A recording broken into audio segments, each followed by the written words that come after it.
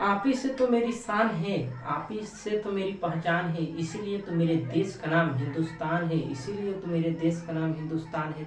जय हिंद प्यारे मित्रों, आज की इस वीडियो में मैं बताऊंगा आवर्त सारणी की उत्पत्ति कैसे हुई है। कक्षा 11वीं का मैं रसायन विज्ञान पढ़ाऊंगा। तत्वों का वर्गीकरण एवं गुणधर्मों में आवर्तिता। तत्वों आवर्त सारणी की उत्पत्ति कैसे हुई, तत्वों का विकास कैसे हुआ, तत्व कैसे खोजे गए, क्या हुए, इनके कितने वैज्ञानिक है, किसने किसने इसको उपाधि ले, किसने इसको जनता के सामने पहली बार लाया, सब कुछ आपको आज हम डिटेल से बताएंगे। आप इस वीडियो को अंत तक वॉचिंग करिएगा मेरे प्यारे मित्रों। आज मैं आपको पढ़ाऊंगा नहीं, सिर्फ आपको सिखाऊंगा। यदि आप लोग जानेंगे नहीं, आप लोग कुछ करेंगे नहीं।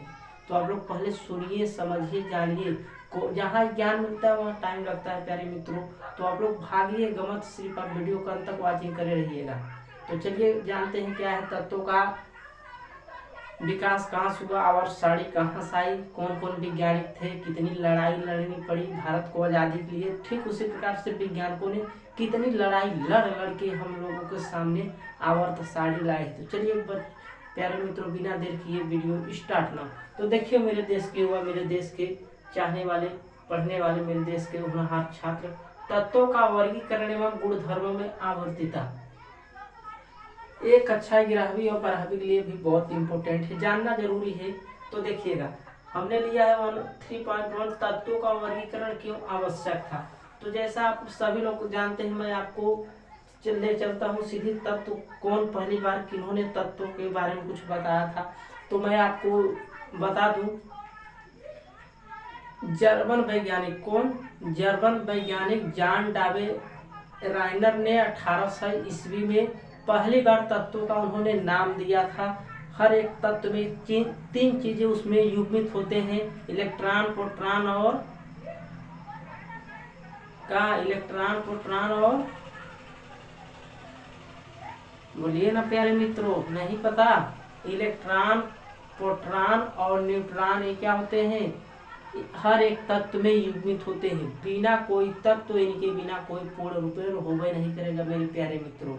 हर एक तत्व में तीन चीज सदैव ही बैठे रहते हैं केंद्र में, इलेक्ट्रॉन, प्रोटॉन, न्यूट्रॉन मेरे प्यारे मित्रों। यदि नहीं जानते हो तो जान लीजिएगा, बिना तत्व, जब तक तत्व में ये तीनों नहीं होंगे कोई तत्व नाम नहीं रखा जाएगा, ये मेरी गारंटी है। ठीक है प्यारे मित्रों, तो तत्वों का पहली बार विकास किसने नाम दिया था, जान डावे राइनर ने 1800 ईस्वी से उन्होंने किया था। तो 1800 ईस्वी में मेरे प्यारे मित्रों तत्वों की कुल खोज 31 तत्वों की खोज की गई थी। जान डावे राइनर के अनुसार 1800 ईस्वी में 31 तत्वों की खोज की थी।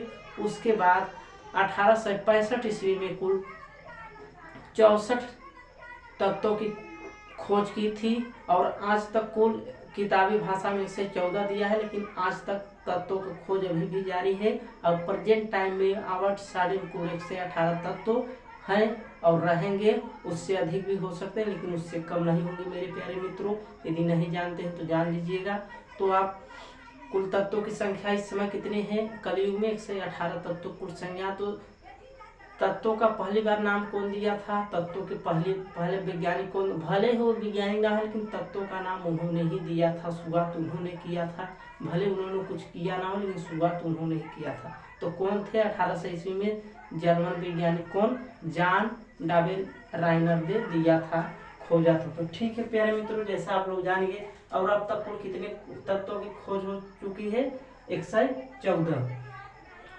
तो 1865 में 64 में प्यारे मित्रों, इसके लिए सॉरी 63 तत्व खोजे गए थे, इससे कोई बड़ी बात नहीं है। तो चलते हैं अब सीधे आवर्त सारणी की उत्पत्ति मेरे प्यारे मित्रों। तो आवर्त सारणी की उत्पत्ति के बारे में चलते हैं। तो पहली बार नाम किसने दिया, अवलोकन किया, उन्होंने बताया कि तत्वों को उनके भौतिक और रासायनिक गुणों के आधार पे उनको एक एक आवर्त में रखा गया है, 4 डिग्री में बांटा गया। ये सब बाद में समझेंगे, पहले जाने दिए। चलते हैं आवर्त सारणी की उत्पत्ति कैसे हुई है।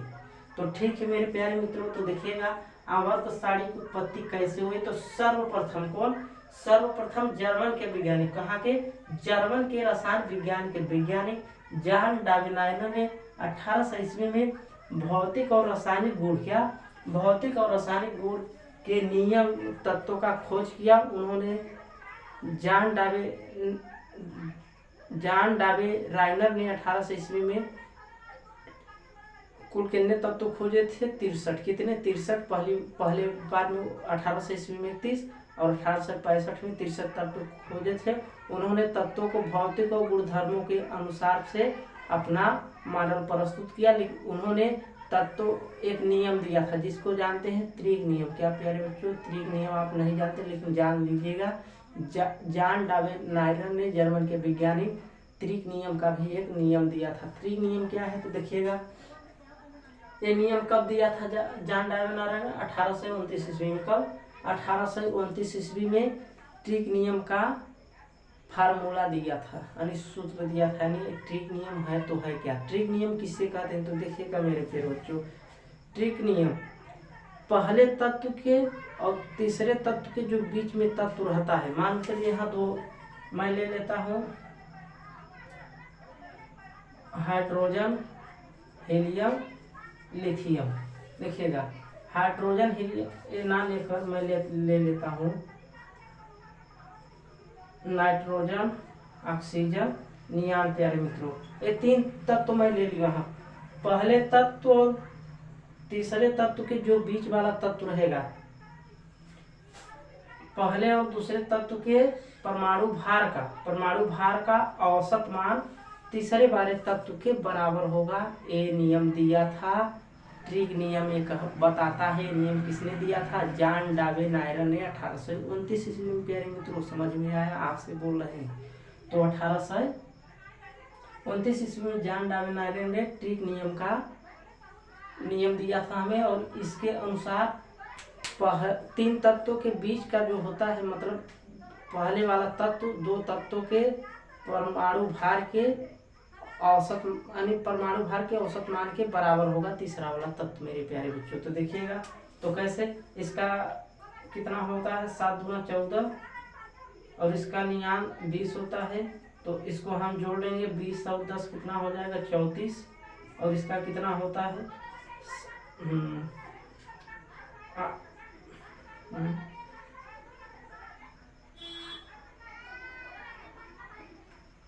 6 दूना 12, इसका हो जाएगा कितना? 32। तो 2 से इसको काट देंगे, कितना हो जाएगा? 16। तो इसका परमाणु भार कितना होगा? 16। मतलब इन दोनों तत्वों के परमाणु औसत मान क्या होगा? तीसरे वाले का परमाणु भार बराबर होगा। प्यारे मित्रों इतना इसको कॉपचम कर लीजिएगा, ठीक है? कॉपचम करना जानते हैं?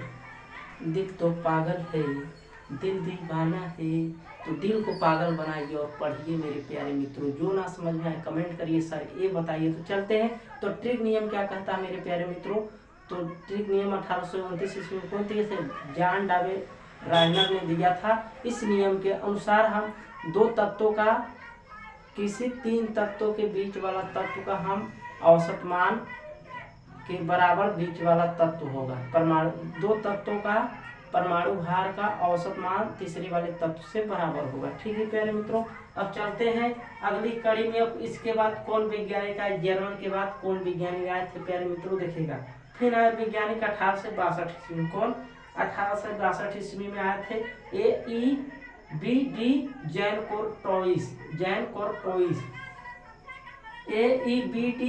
जैन कोर्टोइस ने तत्वों को वर्गीकरण करने का प्रयास किया था। तो 1862 ईस्वी में आए थे AED जैन कोर्टोइस आए थे। उन्होंने तत्वों को पहली बार वर्गीकरण करने का प्रयास किया था। तो पहली बार तत्वों को वर्गीकरण करने का प्रयास कौन किया था प्यारे मित्रों? तो AED जैन कोर्टोइस ने 1862 ईस्वी में पहली बार तत्वों को वर्गीकरण करने का प्रयास किया था, बांटने का प्रयास किया था। तो अपने अनुसार उन्होंने तत्वों का वर्गीकरण किया था परमाणु भार के अनुसार। लेकिन वो तत्वों का आकृति जो वृत्तिकार आकृति दिया था तो अपना पुनरावृत्ति कर सकते थे, वो नियम उनका फेल हो गया था प्यारे मित्रों। इतना समझ में आया? उनका नियम ज्यादा दिन नहीं चला। ठीक है प्यारे मित्रों, अगले इसके बाद आए तीसरे वैज्ञानिक अंग्रेज के रसायन विज्ञान के वैज्ञानिक थे John Alderman New Zealand. John Alexander New Zealand ने अंग्रेज वैज्ञानिक कौन थे? 1865 ईस्वी में कौन आए? अंग्रेज रसायन विज्ञान एलेक्जेंडर न्यूलैंड, जान लीजिए, न्यूलैंड ने अष्टक नियम दिया था 1865 ईस्वी में। 1865 ईस्वी में न्यूलैंड ने अष्टक नियम दिया था। 1865 में तीसरे वैज्ञानिक कौन थे? न्यूलैंड ने 1865 ईस्वी में अष्टक नियम दिया था। 1829 ईस्वी में कौन दिए थे? जॉन डार्विन नायरन ने त्रिक नियम दिया था 1865 में। 1865 बताइए, आपसे पूछ रहे हैं। 1865 में नियम दिया था कौन? न्यूलैंड ने अष्टक नियम दिया था। तो ठीक है मेरे प्यारे मित्रों, तो देखिएगा इस नियम के अनुसार अष्टक नियम क्या कहता है। जो न्यूलैंड का जो अष्टक नियम था वो सिर्फ 1 से 20 तक तत्वों पर ही लागू होता, लेकिन ये है तो होगा। जैसे आप लोग जानते हैं ना, सारे गा मा पौ धा नी सा, सारे गा मा पौ धा नी सा, सारे गा मा पौ धा नी सा, हारमोनिया पे।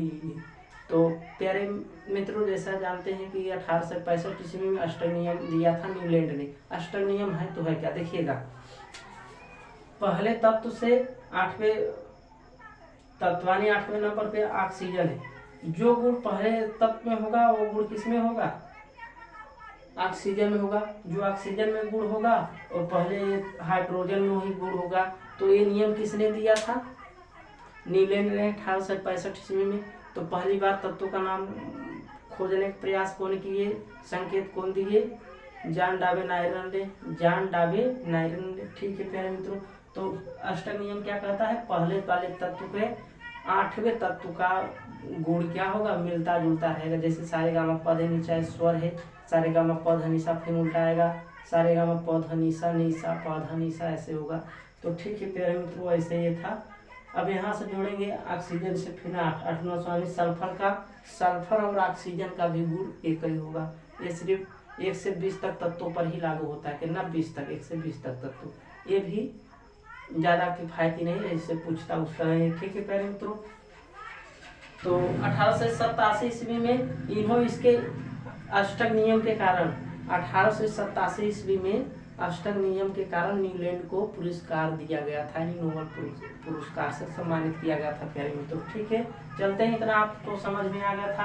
1865 अष्टक नियम, यानी पहले वाले तत्व का 8वें गुण से भौतिक गुण मिलता रहेगा। उनमें जो उनमें गुण होगा वही उसमें गुण होगा। त्रिक नियम 1829 ईस्वी में कौन दिए थे? जॉन डार्विन नायरन ने। ठीक है, अब चलते हैं मेन कड़ी पर। 3 वैज्ञानिक मिले हैं प्यारे मित्रों। कितने? 3, भूलिएगा मत। कौन कौन? जॉन डार्विन नायरन, एडीई जॉन कोर्टाइस, न्यूलैंड। अब चलते हैं, 2 और बड़े बड़े महाधर पढ़े हैं।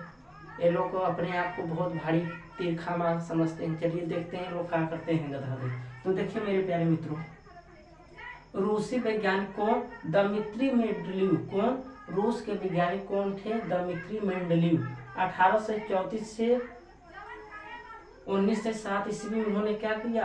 अवलोकन किया, परीक्षण किया, बहुत मेहनत किया, रातों दिन गधा जागा हम लोगों के लिए मारा। तब आज हम लोग सामने आवर्त साड़ी दिखाई दे रहा है। ये बकलोल था, उससे पहले ये दिखा दिया, लेकिन इसका मान नहीं हुआ, ये बेवकूफ था। देखिएगा प्यारे मित्रों, फिर जर्मन के लोथरमेन, जर्मन के वैज्ञानिक कौन थे? लोथरमेन ने 1830 से 1895 ईस्वी तक क्या किए? ये दोनों लोग खोज में लग गए, अध्ययन में लग गए, स्टडी करने लगे। बाद में एक फैसला आया, क्या किया? 1869 ईस्वी में दोनों ने क्या किया? इस पे सफलता पाई। क्या सफलता पाई? बाद में जो 1868 में कौन दिए? 1869 में दिए थे मेंडलीव ने।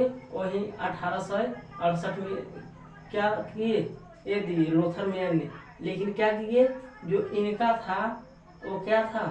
ये मेंडलीव ने आगे दे दिया। मेंडलीव ने अपना आवर्त सारणी आगे सफलता पा ली, लेकिन इनका जो आवर्त सारणी था वो थोड़ा अलग ही था, आधुनिक काल से मिलता जुलता था, लेकिन उतना मायने नहीं था जितना कि आवर्त सारणी को पूरी तरह के से सही रूप नहीं दिया था। भौतिक गुण, न रासायनिक गुण, न अम्लीय, न क्षारीय, न उदासीन, न कुछ न संयोजकता, न कॉलम, न परिवार, कुछ चीज ये नहीं दिए थे, इसलिए क्या हुआ, फेल हो गए। आसान सी भाषा में सुनिए मेरे प्यारे मित्रों। इसी कारण मेंडलीव को उपाधि दे दी गई, किसके कारण, इसी के कारण। नहीं तो लोथर मेयर जो थे बहुत अच्छे वैज्ञानिक थे। इन्होंने सबसे पहली बार आवर्त सारणी का ही नाम दिया था। आवर्त सारणी पहली बार कौन बनाए, लोथर मेयर, लेकिन लोथर मेयर सही नहीं बता पाए। इसी के कारण हमारे मेंडलीव 1869 ईस्वी में उनसे पहले ही क्या कर दिए, जारी कर दिए, और सभी का विवरण से परिवार, कॉलम, ऊर्ध्वाधर, क्षैतिज, परिवार क्या है, कॉलम क्या है, सीरीज क्या है, आवर्त क्या है, पीरियोडिक क्या है, समूह क्या है, ग्रुप क्या है, सब कुछ का नाम कौन दिए, यही मेंडलीव ने दिए। लेकिन ये गधवा नहीं कर पाया, कौन, लोथर मेयर, सब लोथर फोथर कर दिया। चलिए वैज्ञानिक है, कोई बात नहीं। फिर उन्होंने मेंडलीव ने 1905 ईस्वी में क्या किया, आवर्त सारणी को जनता के सामने प्रदर्शित कर दिया। हो 118 तत्व आ गए। उन्होंने 4 भागों में बांट दिया एसपीडीएफ, सब गुणों का अनुसार उनको एक एक पंक्ति में रखे गए हैं। तो प्यारे मित्रों, यही सब थी कहानी। कुल कितने वैज्ञानिक मिले, 5, कितने, 5। अब हाँ, एक ससुरा और है, कौन, हेनरी मोजले। देखेंगे हेनरी मोजले के बारे में अगली वीडियो में। तो मेंडलीव आवर्त सारणी को संशोधन कौन किया था, करेक्शन कौन किया था, तो कौन गधवा किया था, कौन गधवा किया था, हेनरी मोजले ने 1913 ईस्वी में। देख लीजिए, अच्छा 1913 ईस्वी में हेनरी